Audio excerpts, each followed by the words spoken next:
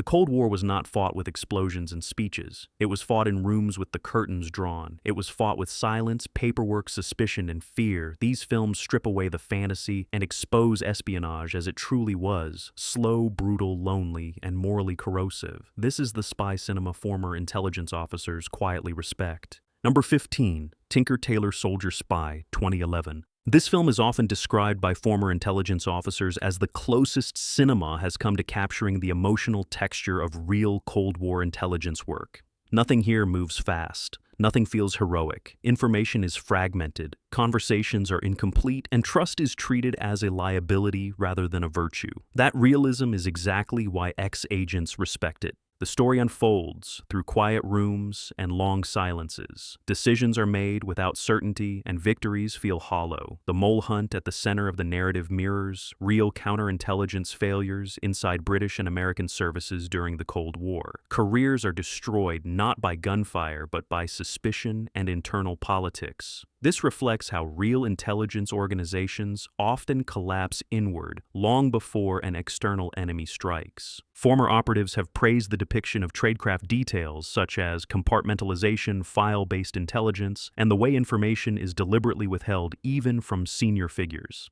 The film understands that espionage is not about knowing everything, but about knowing who is lying. The emotional cost is heavy, and personal relationships are treated as weaknesses to be exploited. Most importantly, the film refuses to offer clarity. Even at the end, there is no triumph, only damage control. That bleak honesty is why this film is quietly respected by people who lived that life. Number 14, Army of Shadows, 1969. This film is quietly respected by former intelligence officers because it presents clandestine work as discipline rather than drama. Although set during World War II, its psychology mirrors Cold War intelligence more accurately than many films from that era. Espionage here is not heroism, it is silence, obedience, and irreversible consequence. Operations unfold without reassurance or explanation. Orders are followed because questioning them creates exposure. Former operatives often note how accurately the film portrays compartmentalization. Characters accept limited knowledge as protection, not incompetence. That mindset defined real intelligence work, where knowing too much could be fatal. Moral choice is handled with brutal honesty. Decisions are not framed as right or wrong, only as survivable or disastrous. When people are eliminated, there is no emotion and no justification. Intelligence veterans recognize this immediately. In covert systems, hesitation can destroy entire networks. The emotional tone remains restrained. Personal relationships exist, but they are subordinated to security. Trust is provisional and constantly reevaluated, reflecting real intelligence culture.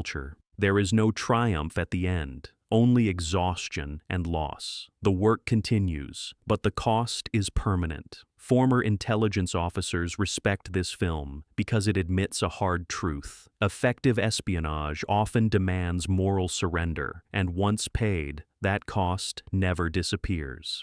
Number 13, The Lives of Others, 2006. Although made decades after the Cold War, this film has earned deep respect from former intelligence officers for its unflinching depiction of surveillance culture and institutional obedience. It captures how authoritarian intelligence systems rely not just on technology, but on ordinary people following procedures without questioning consequences. The film focuses on the daily grind of surveillance rather than dramatic espionage operations. Listening, recording, cataloging, and reporting become acts of power that slowly erode empathy. Former agents have noted how accurately this reflects the psychological transformation that long-term monitoring can produce. The watcher becomes detached from humanity while believing he is serving a higher purpose. What makes the film particularly respected is its portrayal of moral awakening as rare and dangerous. When conscience emerges, it carries consequences, not redemption.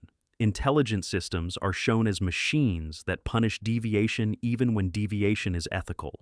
The bureaucracy is depicted as relentless. Files matter more than people, and careers depend on loyalty rather than truth. This mirrors real Cold War security states where internal control often mattered more than external threats. The film avoids melodrama and treats repression as mundane routine. That ordinariness is what former operatives find most truthful. Evil does not announce itself. It files paperwork and goes home on time. Number 12, The Ipcress File, 1965. This film earns respect from former intelligence officers because it dismantles the fantasy that spies are elite, untouchable figures operating above ordinary life. Here, intelligence work is shown as bureaucratic, exhausting, and often humiliating.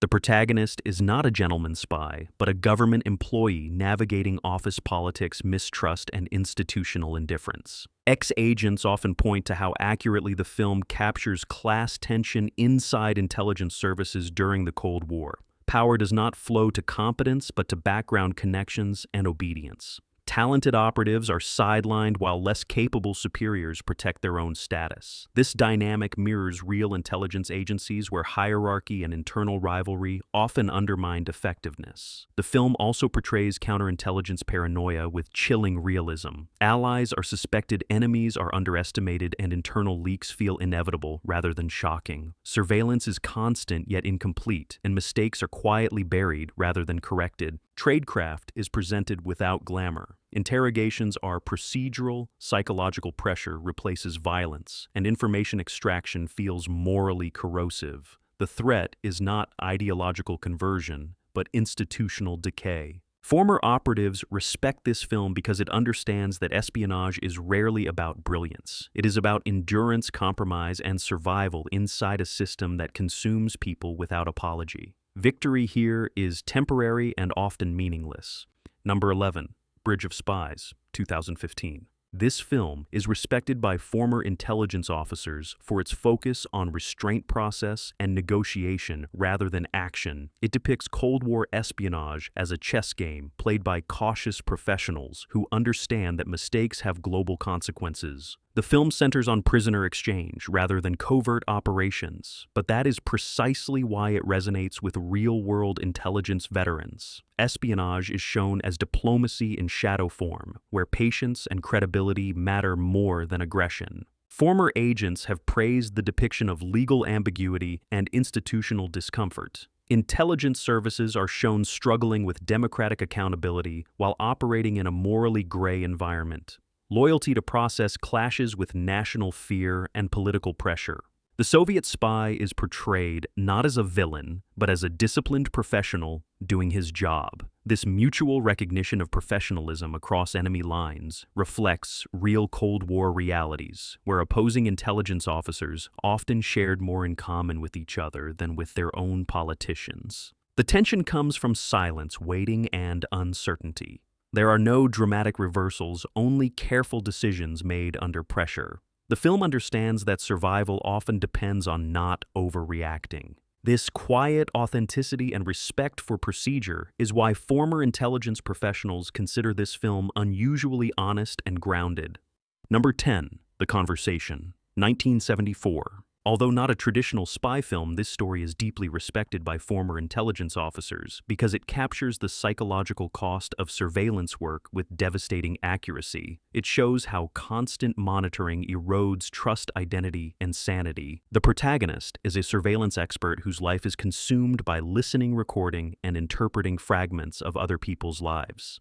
Ex-agents often note how accurately the film portrays the obsession with data and the illusion that more information equals more truth. Paranoia is not portrayed as irrational, but as a logical response to working in a world where betrayal is expected and privacy is non-existent. The fear of being watched mirrors the fear of missing something crucial. The film also captures moral displacement. Responsibility is deferred to client systems and procedures until consequences become unavoidable. This reflects real intelligence culture, where operatives convince themselves they are neutral observers rather than participants. There is no enemy nation, no ideology, and no clear mission. Only surveillance itself becomes the threat. That universality is what former agents find hauntingly accurate. The ending offers no closure, only damage. Espionage here is not about saving nations, but about losing oneself. That truth is why this film remains deeply respected. Number 9, A Most Wanted Man, 2014. This film is quietly admired by former intelligence officers because it exposes the modern aftershocks of Cold War intelligence culture rather than pretending the era ended cleanly. It shows how Cold War habits, paranoia, compartmentalization, moral shortcuts survived into later decades and continued to shape intelligence thinking. The story revolves around surveillance manipulation and bureaucratic rivalry rather than heroics. Agencies compete for credit while lives caught in between are treated as assets rather than people. Former agents often recognize this dynamic immediately. Intelligence failures rarely come from lack of information. They come from institutional ego and interagency mistrust. Tradecraft is presented with realism. Sources are fragile, unreliable, and often morally compromised. Handling them requires patience, not dominance. The film shows how intelligence officers justify ethically questionable decisions by convincing themselves they are preventing something worse. That justification is one many veterans acknowledge from their own careers. What resonates most is the ending. There is no victory, only exposure. Years of careful work collapse because higher authorities prioritize optics over intelligence integrity. This mirrors real Cold War outcomes, where long-term assets were burned for short-term political gain. Former operatives respect this film because it understands espionage as a system that devours its own successes. Competence does not guarantee survival. Ethics do not protect anyone. The machine always wins. Number 8, The Good Shepherd, 2006. This film earns respect from former intelligence professionals for depicting intelligence work as an emotionally barren, lifelong commitment rather than a series of exciting missions. It portrays the creation of American Cold War intelligence culture as an act of personal sacrifice that hollows out everyone involved. The protagonist is defined by secrecy, isolation, and control. Relationships are treated as liabilities, and affection is subordinated to operational security. Ex-agents often point out how accurately the film shows this mindset. Intelligence work rewards emotional distance and punishes vulnerability. The film also captures how paranoia becomes institutional doctrine. Trust is framed as weakness, and betrayal is assumed to be inevitable. This worldview shaped much of Cold War intelligence thinking and justified extreme counterintelligence measures. Tradecraft is shown as slow, deliberate, and deeply personal. Decisions ripple across decades, and consequences are rarely visible until it is too late. The cost is generational, with families paying the price for national security. Former operatives respect the film because it does not romanticize the birth of intelligence agencies. It presents them as necessary but deeply corrosive institutions. Patriotism here is not inspiring, it is isolating. The final message is brutally honest. Intelligence work protects nations by destroying individuals. That uncomfortable truth is why ex-agents quietly acknowledge this film as painfully accurate. Number 7, 3 Days of the Condor, 1975. This film is frequently cited by former intelligence officers as one of the most accurate portrayals of internal betrayal and bureaucratic indifference within intelligence agencies. It strips away the idea that danger always comes from foreign enemies. The protagonist is a low-level analyst, not a field operative. When his unit is eliminated, the response from his own agency is not protection, but containment. Ex-agents recognize this immediately. Intelligence organizations prioritize damage control over loyalty. The film captures how quickly institutional trust collapses. Procedures meant to protect operatives become tools for elimination. Surveillance systems designed for external threats are turned inward without hesitation. Tradecraft is grounded and plausible. Improvisation replaces planning, and survival depends on understanding bureaucracy rather than defeating villains. The enemy is not ideology, but institutional self-preservation. Former operatives respect how the film portrays leadership detachment. Decisions are made far from consequences, and human cost is abstracted into policy language. That distance reflects real Cold War command structures. The paranoia feels earned rather than exaggerated. In intelligence work, assuming betrayal is rational. That mindset corrodes everything, including the mission. This film is respected because it understands a core truth. In espionage, your greatest threat is often the organization you serve. Number 6. Failsafe, 1964. This film is deeply respected by former intelligence officers and military planners because it presents Cold War catastrophe not as villain-driven spectacle, but as a bureaucratic failure driven by systems logic. The terror comes from procedure, not malice. That distinction is why ex-agents take this film seriously. The story centers on accidental escalation. Machines follow instructions. Humans trust systems until it is too late. Former operatives often point out that this reflects real Cold War doctrine, where safeguards were layered yet brittle. Redundancy created confidence, and confidence created complacency. Decision-makers are shown trapped by protocol. Nobody wants disaster, yet everyone obeys the chain of command.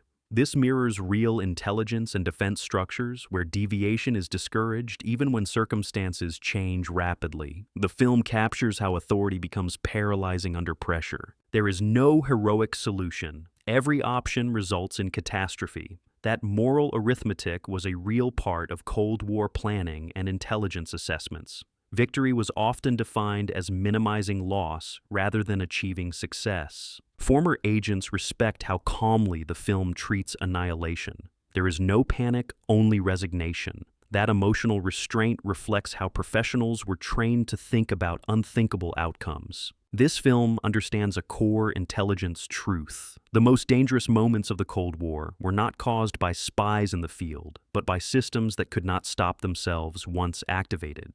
Number 5. The Manchurian Candidate, 1962. Despite its reputation as a thriller, this film is respected by former intelligence officers for addressing psychological manipulation, paranoia, and political exploitation in a way that feels disturbingly grounded. Beneath its dramatic premise lies a serious exploration of mind control, fear, and institutional denial. The film reflects genuine Cold War anxieties about brainwashing, influence operations, and psychological warfare. While the literal mechanism is exaggerated, the underlying fear was real. Intelligence agencies on both sides invested heavily in understanding conditioning, coercion, and identity erosion. Former agents respect how the film portrays authority figures ignoring warning signs because acknowledging them would destabilize existing power structures. This mirrors real intelligence failures where inconvenient truths are suppressed to preserve credibility. The protagonist struggles not just against external control, but against disbelief. Intelligence culture often punishes messengers who challenge official narratives. That dynamic is portrayed with uncomfortable accuracy. The film also exposes how intelligence threats can be repurposed for domestic political manipulation. That insight was ahead of its time and deeply unsettling to professionals who understood how easily security rhetoric could be abused. Ex-agents respect this film not for its plot mechanics, but for its psychological insight. It understands that the most effective control is not force, but persuasion, denial, and repetition. That lesson remains relevant long after the Cold War ended.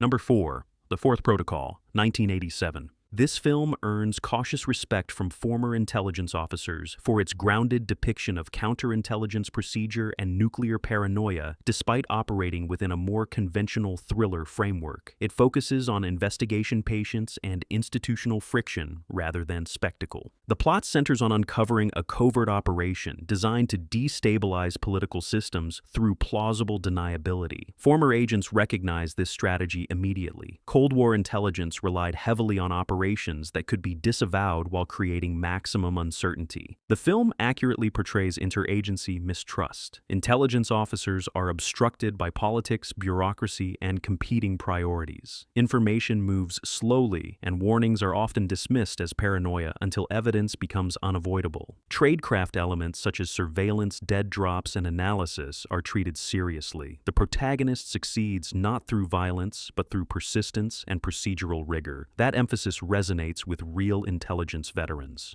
What former agents respect most is the film's understanding of escalation risk. Small covert actions can trigger massive consequences. Intelligence work operates permanently on the edge of catastrophe. While dramatized, the film never turns espionage into fantasy. It presents it as a grim responsibility carried out by professionals who understand how little margin for error exists. That seriousness is why this film remains respected among those who lived inside the Cold War machine. Number 3. Smiley's People, 1982. This television film miniseries is held in unusually high regard by former intelligence officers because it understands the endgame psychology of Cold War espionage. It is not about winning operations, but about settling old accounts quietly and without witnesses. That tone feels authentic to veterans who saw the Cold War not end with a bang, but with paperwork betrayals and unresolved guilt. The narrative unfolds through patient interviews, subtle pressure, and long memory. Intelligence here is cumulative. Every past decision matters, and every compromise returns with interest. Former agents often praise how the series treats institutional memory as both a weapon and a curse. Tradecraft is understated and precise. Surveillance is methodical. Contacts are fragile. Information is never free.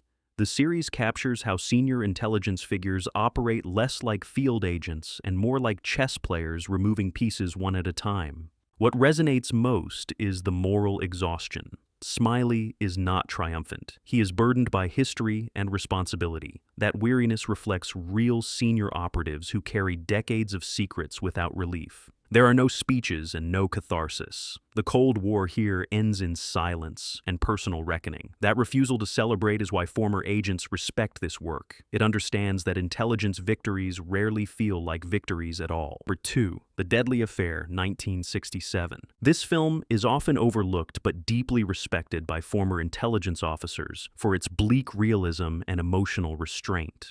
It portrays espionage as an inward-facing profession, where betrayal is expected and loyalty is provisional. The protagonist is methodical, detached, and isolated. Relationships are tools and emotions are liabilities. Ex-agents recognize this portrayal as uncomfortable but accurate. Intelligence work rewards suspicion and punishes trust. The film emphasizes how easily institutions sacrifice individuals to protect reputations. Cover-ups are routine, and truth is subordinate to stability. That dynamic mirrors real Cold War scandals that were buried to preserve public confidence. Tradecraft is subtle and procedural. The tension comes from interviews, file reviews, and quiet confrontations rather than action. Intelligence failures are shown as systemic rather than personal. What makes the film particularly respected is its refusal to explain everything. Motives remain ambiguous, and outcomes feel unresolved. That ambiguity reflects real intelligence work where certainty is rare and closure is a luxury. Former operatives appreciate this honesty. Espionage here is not about ideology, but about survival within a morally eroding system. That makes the film feel truthful even decades later.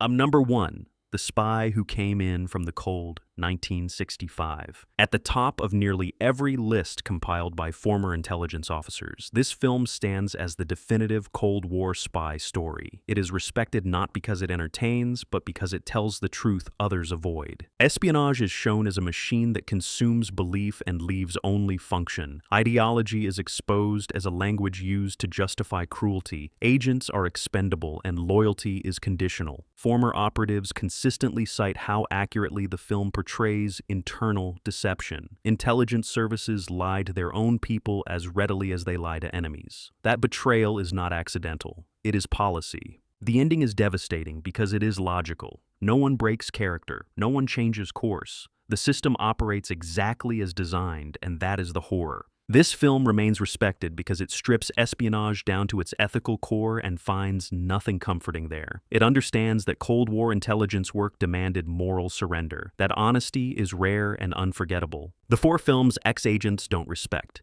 Firefox, 1982. Former intelligence officers almost universally dismiss this film because it transforms Cold War espionage into a power fantasy that ignores how intelligence work actually functioned. The premise relies on a single operative penetrating the most secretive Soviet program, stealing revolutionary technology, and escaping through raw nerve and instinct. That alone breaks every rule of real tradecraft. Ex-agents point out that no Cold War defection or infiltration ever relied on one man operating without layered support networks, long preparation, and contingency planning. Intelligence operations were slow, compartmentalized, and redundant. This film replaces that reality with lone hero mythology borrowed from action cinema. The technology itself is another point of criticism. The aircraft borders on science fiction even by cinematic standards and ignores the conservative engineering philosophy that governed real Cold War weapons development.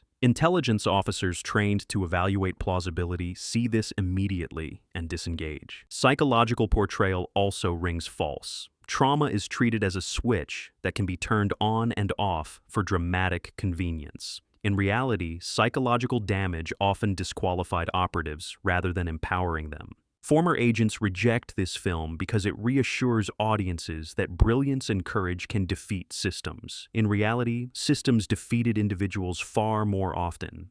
Topaz, 1969. This film is criticized by former intelligence officers for misunderstanding how intelligence networks operate at their most basic level. While inspired by real events, its execution turns espionage into melodrama rather than disciplined tradecraft. Ex-agents often cite the film's diffuse focus as a major flaw. Intelligence operations rely on clarity, hierarchy, and tight control. This narrative sprawls across characters and locations without conveying how command structures actually functioned during the Cold War. The handling of sources and assets is another issue. Informants are treated as disposable plot devices rather than fragile human liabilities requiring protection management and constant reassessment. Real intelligence officers knew that assets were the most vulnerable point in any operation, not convenient story engines. The emotional tone also undermines credibility. Espionage is portrayed with theatrical flourishes that feel closer to romantic drama than intelligence work. Cold War operations were defined by restraint, not emotional expression. Former agents do not dismiss the historical inspiration behind the story, but they do reject the execution. The film explains espionage instead of inhabiting it. That distance makes it feel artificial to those who lived inside that world. Telephone, 1977. This film is widely criticized by former intelligence officers for its cartoonish interpretation of sleeper agents and command control. The idea that deeply embedded operatives could be activated years later through simple verbal cues reflects public paranoia rather than intelligence reality. Ex-agents emphasize that long-term assets required constant maintenance communication and psychological reinforcement. Total isolation for years would more likely result in disengagement, instability, or defection rather than perfect obedience. The film also exaggerates centralized control. Intelligence agencies did not operate like remote-controlled machines. Bureaucracy, friction, and human error constantly interfered with command authority. This film ignores that complexity in favor of clean villain logic. The portrayal of counterintelligence is equally flawed. Investigative processes are simplified and accelerated far beyond plausibility. Real counterintelligence cases unfolded over months or years, not convenient narrative timelines. Former operatives see this film as a reflection of Cold War fear culture rather than intelligence culture. It dramatizes anxieties about hidden enemies instead of depicting how intelligence professionals actually identified and neutralized threats. That distinction is why the film fails the credibility test. In Like Flint, 1967. This film is rejected outright by former intelligence officers because it reduces Cold War espionage to parody while pretending to be serious. Intelligence work becomes a vehicle for gadgets, innuendo, and exaggerated masculinity rather than disciplined analysis and risk management. Ex-agents often note that the film collapses espionage into personal charm and improvisation. In reality, personality mattered far less than adherence to protocol and operational discipline. Charisma did not protect operatives from compromise or exposure. The villains are exaggerated to the point of absurdity. Real Cold War adversaries were cautious, strategic, and deeply institutional. This film replaces them with caricatures that exist only to be defeated. Tradecraft is virtually non-existent. Security breaches are treated as jokes, and consequences are absent. That alone makes the film unrecognizable to anyone with intelligence experience. Former operatives do not object to satire. They object to satire being mistaken for representation. This film shaped public misconceptions about espionage that professionals spent decades correcting. That is why it is not merely disliked, but dismissed as irrelevant to real Cold War intelligence history. Cold War espionage was not glamorous. It was slow, paranoid, and morally expensive. These films endure because they respect that truth. They understand that intelligence work is about damage control, not heroism. And that is why those who lived it still recognize themselves in these stories.